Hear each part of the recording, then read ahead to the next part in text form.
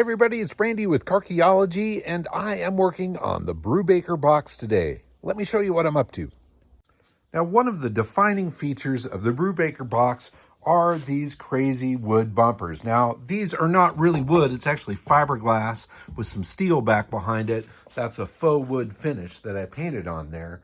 And not everybody loves those bumpers, but they are the bumpers that were on it originally, and I really think it's important to keep that stuff on there as a part of the original design. There's so few of these in existence, trying to do one that's period correct, I think, is really important. So I'm leaving the bumpers on there, whether you like them or not. But on the back here, we've got it set out here fairly well. The exhaust and stuff tucks in right underneath it. It's not too offensive. It's not too bad. But up in the front, that front bumper really hangs out quite a bit in front of the body. And it exposes a big area of the suspension down here. And I'm trying to figure out a way to hide that. Now, I am going to get in here, clean all of that, paint that, and detail it. But in looking at a way to draw the eye away from it, I was thinking fog lights and a license plate. Well, you need a front license plate on the car, so that's a fine thing. And in my stock of assorted old junk, I actually had these totally killer, period correct Sears quartz halogen driving lights. These were $16.99 back in the day. I don't know if there's a date on here, but looking at the truck and the car on there, these are 70s without a doubt. So putting those things on here, I've just got them set up here temporarily, but it's got a great period look to it. I think those things are quite beautiful. And I think if I weld just a little tab on that bumper bracket, we can mount those just inboard of the brackets, and it'll line up pretty nice with the front end. So currently I just have them sitting there on that yardstick there, and I kind of tuck the license plate back in behind there, and I think it fills the space pretty good. It looks correct, and I think it's going to be pretty cool. Plus those driving lights, well, that's a cool period accessory to add on to it. It's certainly something that somebody would have done back in the day, and overall I love the look. I think it really adds a little something to it. Now, other things I've been up to today, these US slot mags that are on here, my neighbor Ben refinished them. They came out great. And I managed to find some original or some new caps for these. So I've put those on there. The original ones that were on there, the chrome was a little cooked. And I ordered up some US mag stickers to go on there. So those will fill out that little detail there. Another thing I did is continued this body trim here down over the bumpers. It required using a heat gun to heat up this rubber trim to get it to fit on there, but I think that finishes off the front of the body really nice. Other things I've been working on, this side I still need to go through and get a little spot putty and fill some of these little areas here where there's a little damage, and I'm going to paint that edge black. But on the other side, it didn't need that sort of repair, so I painted that, and I think it looks really quite nice. You see that flat black that's on there, it matches the finish that is down below the body, down on the rocker panels, and overall it's going to trim out the windows really nice. So I have the glass for the sliding door, but I'm missing the piece for here, and I've been unable to find out what that is from, if it's actually from an existing car, for it was something that was made specifically for the Brubaker Box.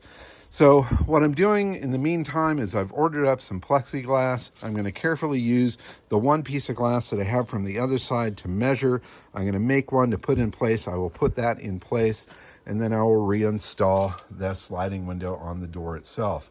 Another thing I ordered up this week is some smoked plexiglass to do the sunroof. Now, there's a nice little fat lip here where I'm just going to glue that down with some butyl tape or maybe double face tape, and that'll be a tinted glass or tinted plexi on there, which I think will look pretty awesome.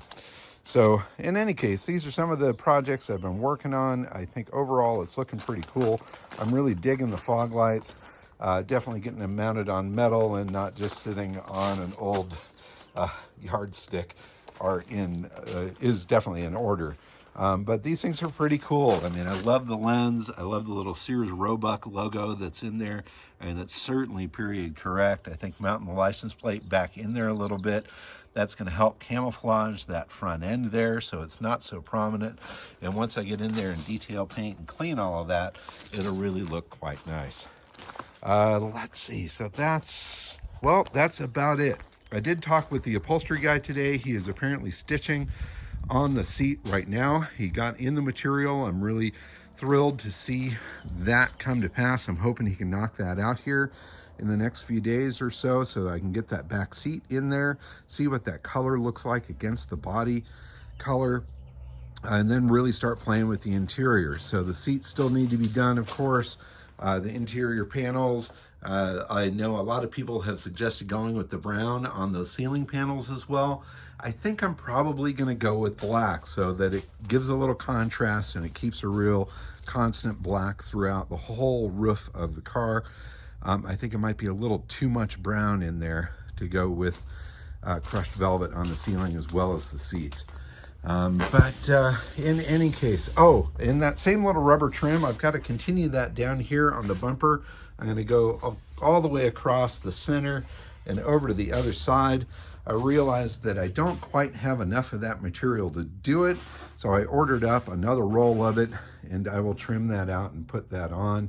And I am going to get in here and paint that license plate recess there. Paint it so that it's black in there as well. I think I'm going to leave this section down below it in green. I think that's kind of a cool looking piece. I might change my mind on that. I do think originally that was painted black, much like the rockers are. In any case, that is updates on the Brubaker box so far. I appreciate everybody watching the last video. It's getting an awful lot of play, and that's awesome.